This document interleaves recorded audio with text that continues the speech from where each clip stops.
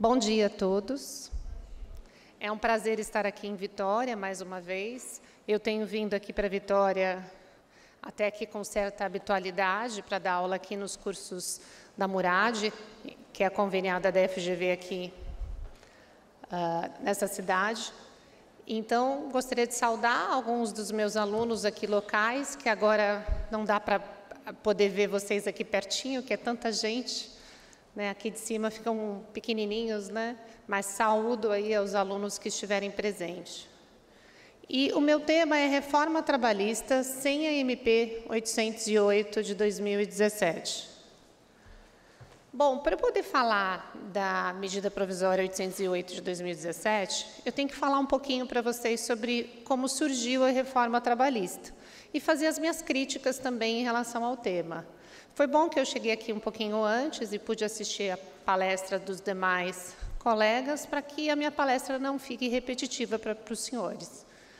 Pois bem, quando a gente fala em reforma trabalhista, o primeiro ponto que é muito importante que fique claro para todos aqui é que a Lei 13.467 de 2017 é uma lei ordinária.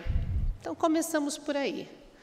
A Lei 13.467, conhecida como Lei da Reforma Trabalhista, não é uma lei complementar, não é uma emenda à Constituição, e todos sabem que dentro da hierarquia das normas, toda lei ordinária ela tem que estar conforme a Constituição. E se a lei não está conforme a Constituição, o que deve o intérprete do direito fazer? O intérprete do direito deve interpretar conforme a Constituição. Essa é a regra máxima na ciência da interpretação jurídica. Pois bem, a Lei 13.467 de 2017 é uma lei que criou uma nova CLT? Pergunto para vocês, após a reforma trabalhista, nós temos uma nova CLT? Não. Nós temos um novo Código do Trabalho? Podem responder, fazer assim com a cabeça. Temos um novo Código do Trabalho? Não. Continuamos, então, com uma consolidação de leis trabalhistas? Sim.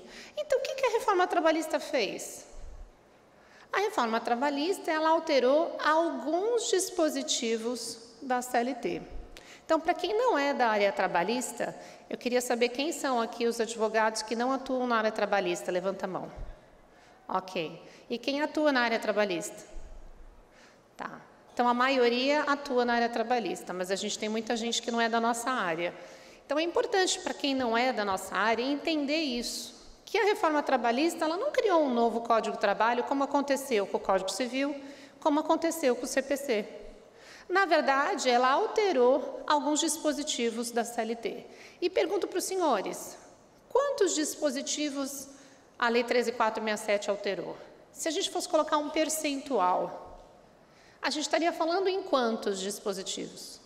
Então, vocês podem até acompanhar aqui pelo meu material, que no início, o projeto de lei que tratava aí da reforma trabalhista, ele tinha pouco mais de 7 artigos. Durante o seu trâmite, ele ganhou mais de 100 alterações. Então, nós estamos falando aí de mais ou menos 107 alterações na CLT. A CLT tem quantos artigos? Os senhores se lembram? 922 artigos. Se nós formos pensar que estamos falando de 107 artigos, então representa quantos por cento da CLT? Essa pergunta para advogado é difícil, né? Matemática. A gente está falando em 10%, 11%, 12%, não sei aí exatamente. Então, é uma alteração pequena. Os senhores concordam comigo? É uma alteração pequena, se a gente comparar pelo número de artigos que tem a CLT. E por que tanta palestra, tanta discussão, tantos eventos para falar dessa reforma trabalhista se foi, numericamente, uma alteração pequena? Por quê? Porque, na verdade, mesmo que sejam poucos artigos, esses artigos trouxeram princípios novos para a CLT. Sabe, eu vou fazer a seguinte explicação para ficar mais didático. Imagina que você tem aquela calça jeans velha, que está com alguns buracos. Ao invés de você comprar uma nova calça jeans, você vai lá e pega alguns remendos e coloca nessa calça, ok? Só que, em vez de você colocar remendos que são de uma calça jeans, você pega e põe de um tecido de seda. São tecidos diferentes, são coisas diferentes. É o que aconteceu com a CLT. A CLT de 1943, embora ela tivesse sofrido uma série de alterações ao longo do tempo, ela foi erguida sob o princípio da proteção. E essa reforma trabalhista coloca dentro dessa legislação, que é lá da primeira e segunda Revolução Industrial, princípios que são totalmente opostos. Como é que eu faço o casamento disso? Como é que eu faço o casamento do princípio da proteção com o conceito do hipersuficiente? Como é que eu faço o casamento no direito do trabalho de conceitos que são opostos, como o banco de horas, que somente é possível por negociação coletiva, com o banco de horas de 6 meses por acordo direto com o empregador, sem necessidade de banco de horas? Ou seja, então eu tenho uma legislação que foi toda construída em cima de princípios clássicos da década de 40 e da década de 50, inspirados na primeira e na segunda Revolução Industrial, que foi atualizada por princípios novos, trazidos que são diametralmente opostos. Por isso que se discute tanto a reforma trabalhista. Mas aqui tem um detalhe, professora, todos os países modernizaram as suas legislações, todos os seus países passaram por mudanças e alteraram a sua lei trabalhista. Está certo, a reforma trabalhista buscou isso. Mas aqui a gente tem uma diferença. Quando Portugal, Espanha, França fizeram sua reforma trabalhista, fizeram essa reforma por meio de um novo código. Destruíram o que já tinha e fizeram algo novo. Quem aqui atua na área de direito civil? Senhores que são da área de direito civil, parabéns, porque os senhores hoje estão dentro da modernidade do direito. Os senhores hoje têm um Código Civil novo, atualizado, constitucionalizado, e um CPC novo. É isso que deveria ter acontecido para o direito do trabalho. Nós deveríamos ter um Código do Trabalho e um Código de Processo do Trabalho, com novos princípios. Só que no direito do trabalho isso não aconteceu. Nós continuamos com a mesma legislação, que não é um código, é uma consolidação de leis trabalhistas, que simplesmente sofreu algumas pontuais alterações. E no meu ponto de vista, do ponto de vista técnico, alterações com muitas atecnias. O que são atecnias? Erros de gramática, erros de interpretação. Foi uma legislação feita às pressas. E por que foi uma legislação feita às pressas? Aqui no material está lá colocado para vocês. Enquanto o CPC foi aprovado em 5 anos, a reforma trabalhista foi aprovada em menos de 6 meses. 6 meses. Enquanto o CPC teve uma vacatio legis de 1 ano, a reforma trabalhista teve uma vacatio legis de 120 dias. Mas como assim, professora, foi aprovada em 6 meses? Primeiro, teve um trâmite em regime de urgência e depois o Senado, que deveria ter feito o seu papel constitucional de revisar o projeto de lei encaminhado, não fez. O que o Senado fez? Fez um acordo com o governo, dizendo que após a aprovação da lei e a sua publicação, seria enviada uma medida provisória que faria os ajustes recomendados pelo Senado. E foi isso que aconteceu. Um acordo entre o governo e o Senado, que os ajustes viriam por medida provisória. Se vocês procurarem no relatório do senador Ferraço, você encontra quais eram os temas que deveriam sofrer modificação na chamada medida provisória.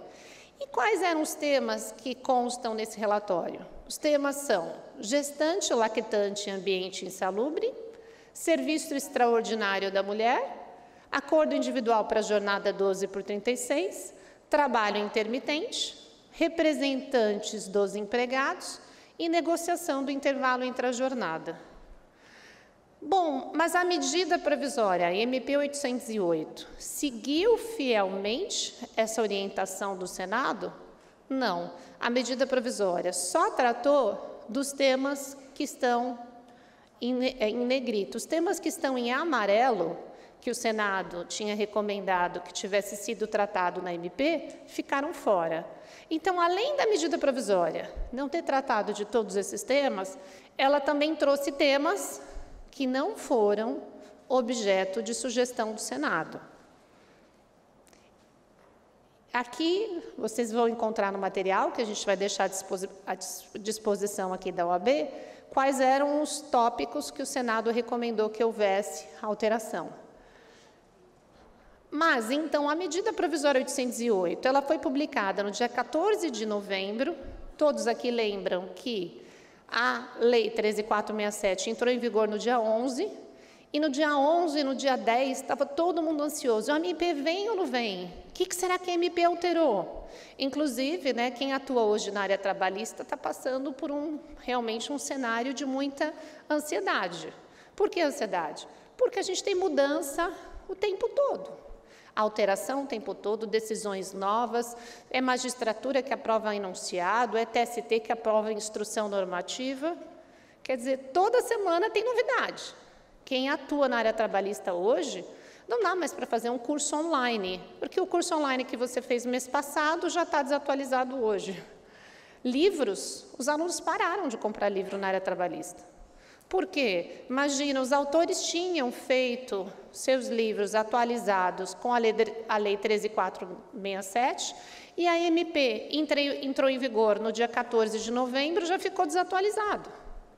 E a MP depois perdeu a sua eficácia, ela não foi convertida em lei.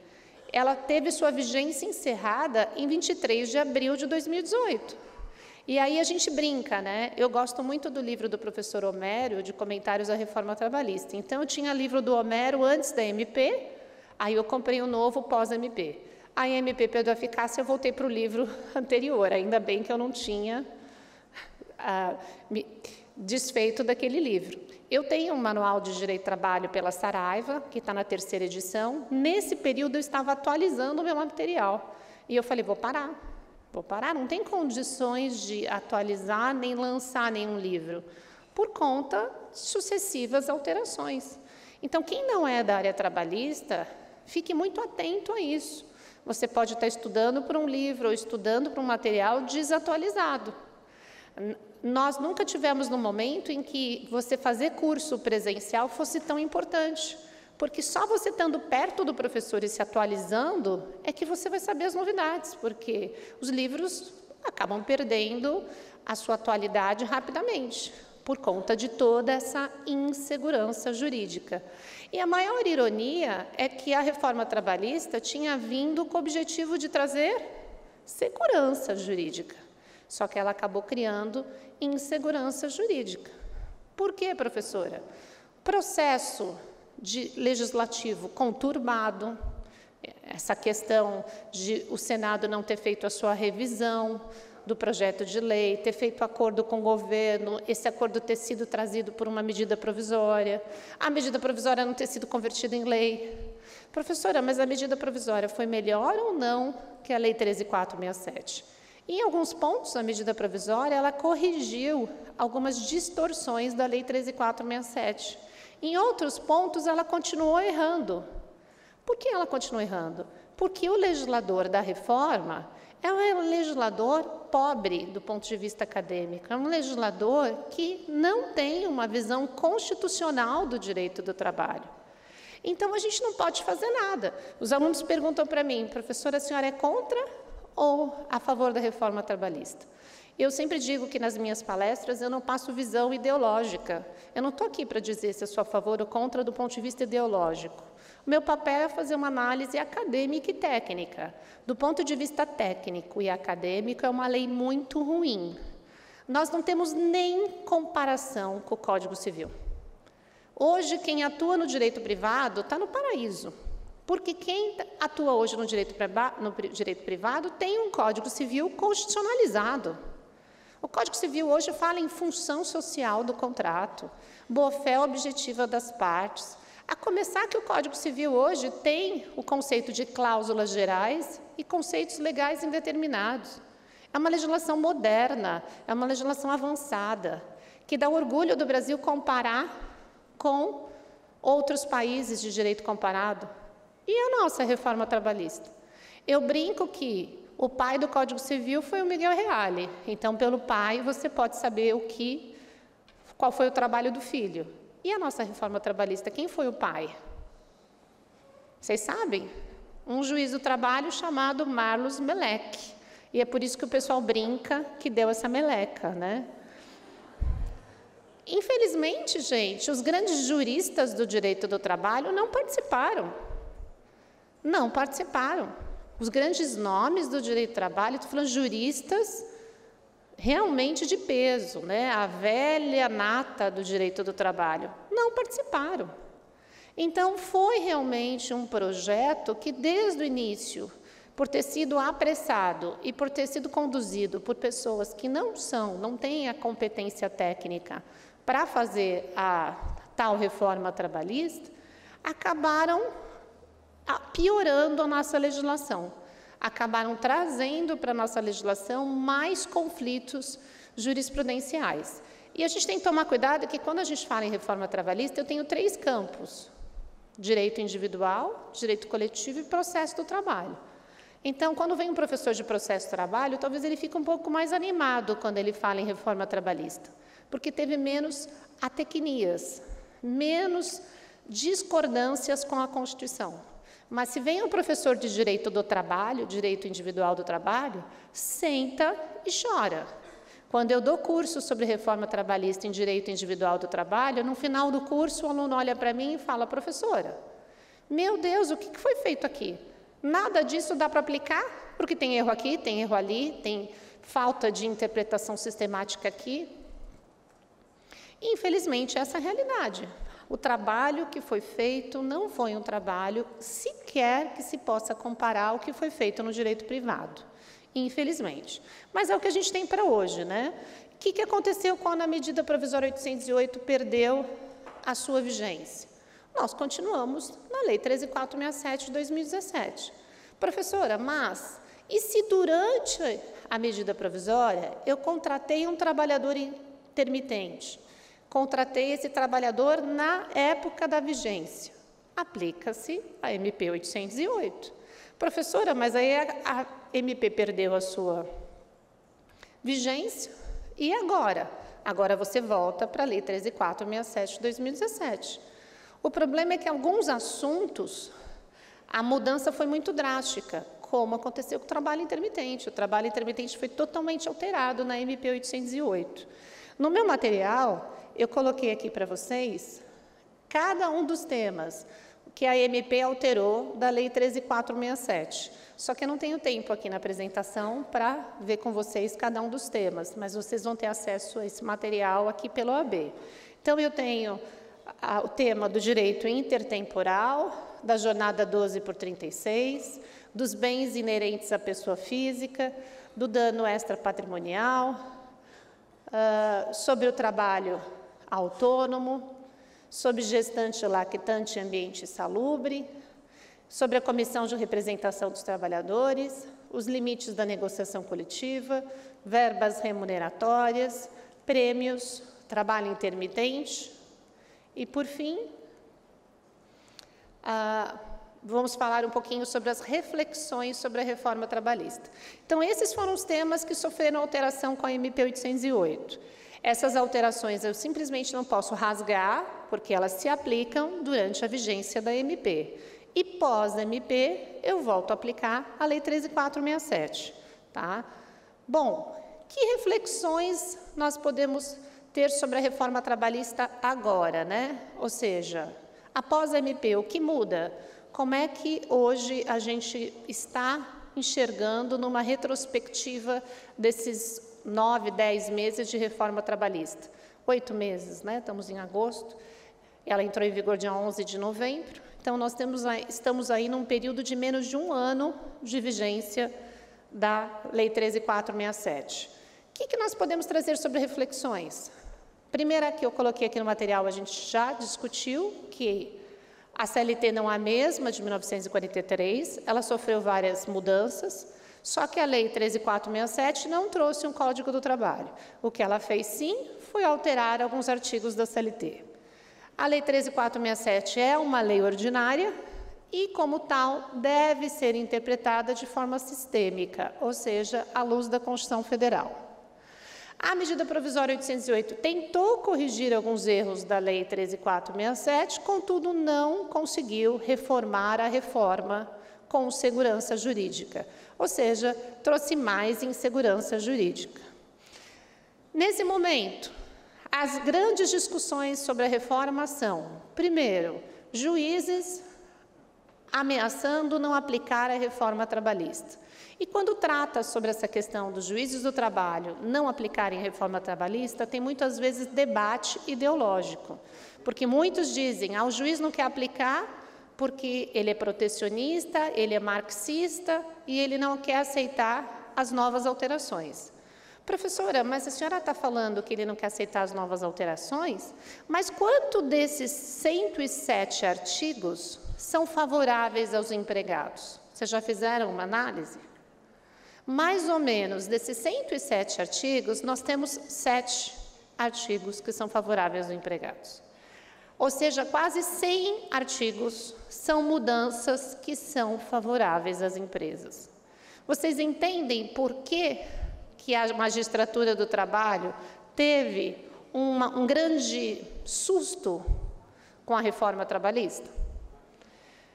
Se a minoria, menos que 10% dessas alterações, trouxeram avanços aos trabalhadores, trouxeram novos direitos aos trabalhadores, e a maioria trouxe retrocesso de direitos sociais, é óbvio que a reforma trabalhista ia ter tanta discussão, tanta polêmica. Mas voltando à questão do papel do juiz.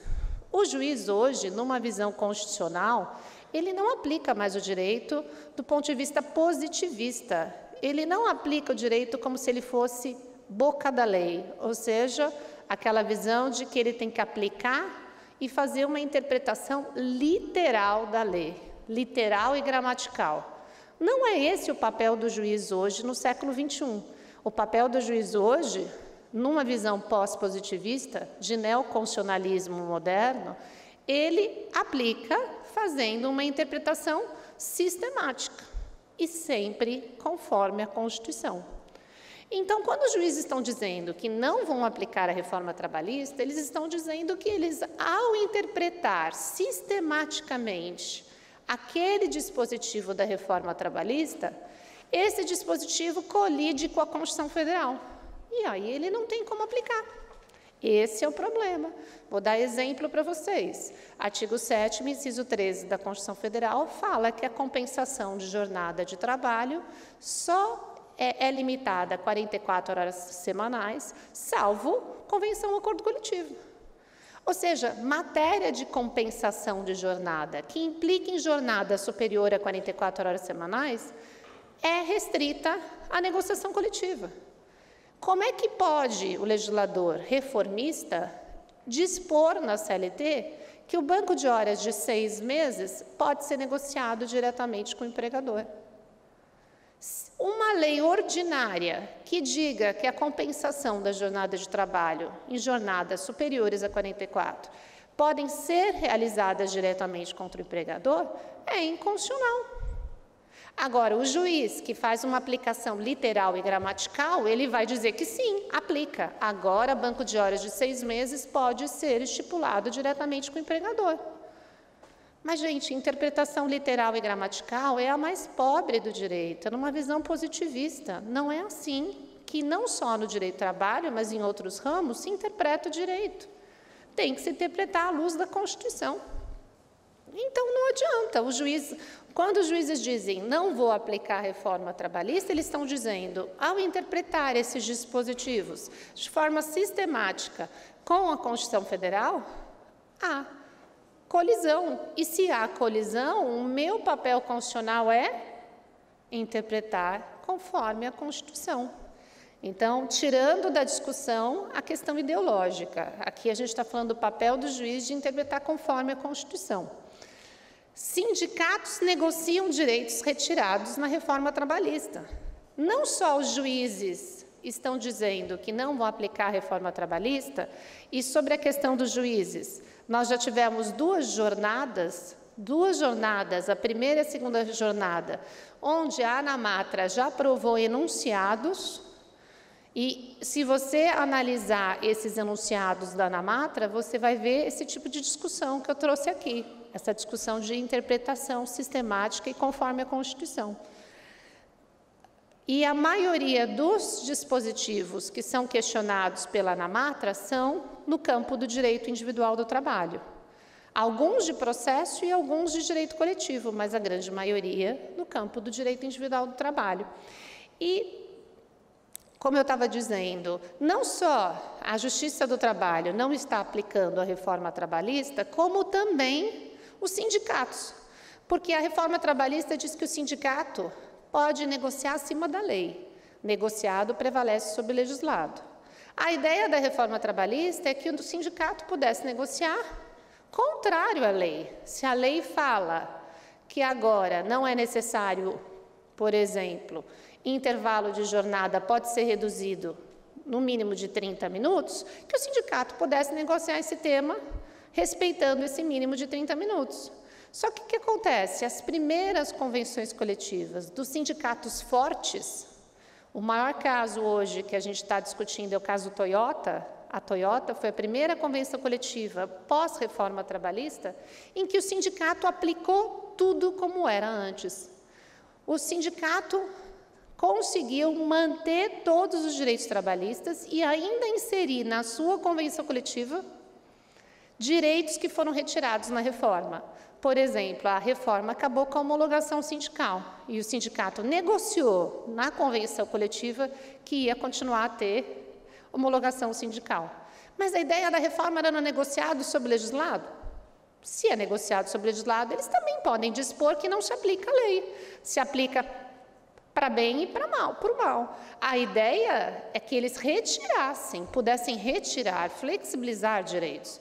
Só que a gente está vendo que os sindicatos fortes estão celebrando convenções coletivas, não aplicando a reforma. E isso foi uma surpresa, até para mim que estou na área acadêmica, foi uma surpresa. E aí recomendo para os senhores colocar no Google, na internet, Convenção Coletiva Caso Toyota. Tá? É muito interessante a gente verificar que eles colocaram, inclusive, uma cláusula de segurança, dizendo que qualquer alteração terá que ser discutida com o sindicato para evitar que a empresa, no momento de reforma trabalhista, venha retirar direitos conquistados em décadas. Mas isso eu estou falando de sindicatos metalúrgicos, sindicato forte. Né? Em outros sindicatos, a discussão pode ser um pouco diferente.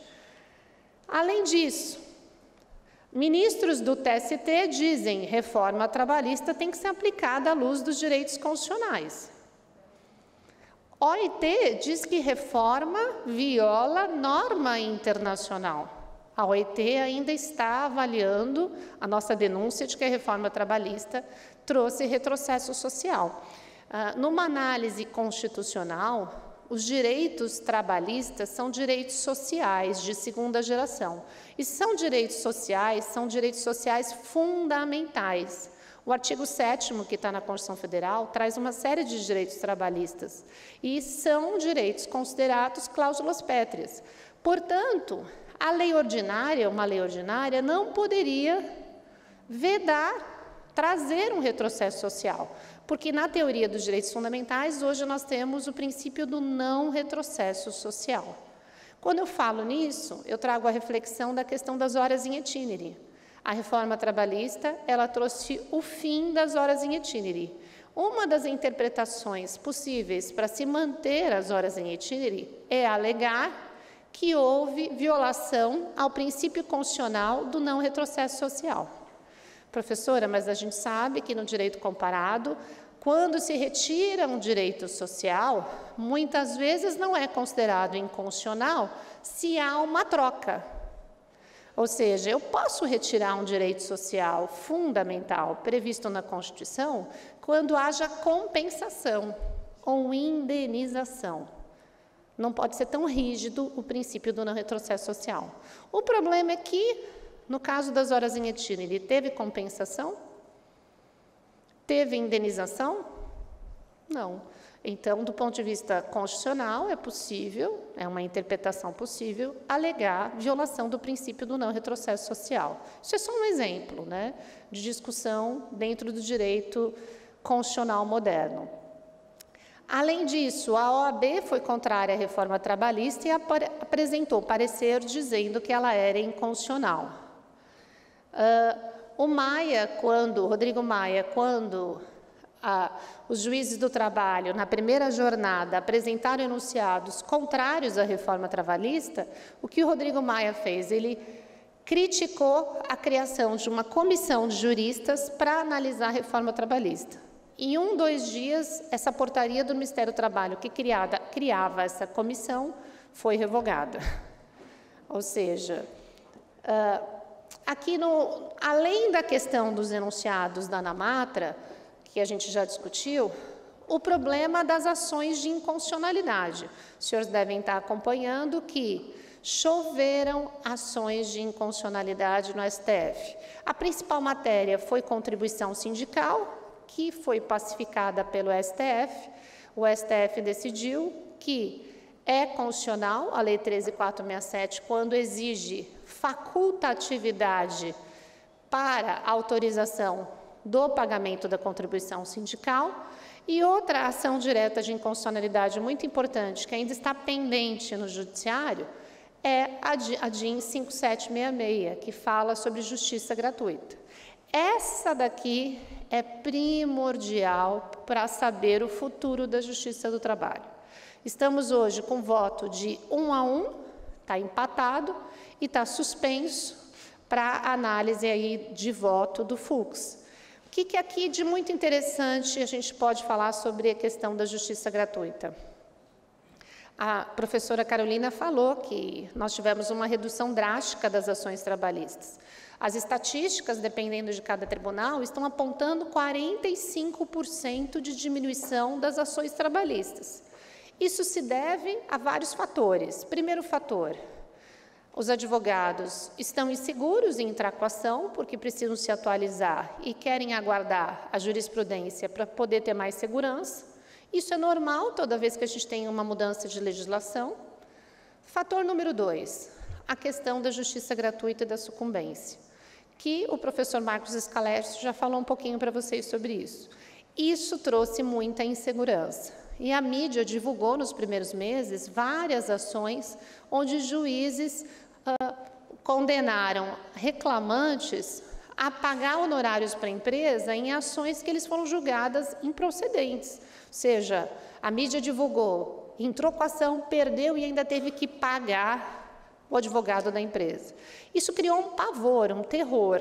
A gente tem percebido que muitas vezes os clientes comparecem no escritório, pedem orientação, buscam aconselhamento e não voltam. Não voltam por conta desse temor, desse receio. Conversando com professores, colegas que são juízes do trabalho, eles têm me dito que o pedido que passou a ser constante e comum é verbas rescisórias.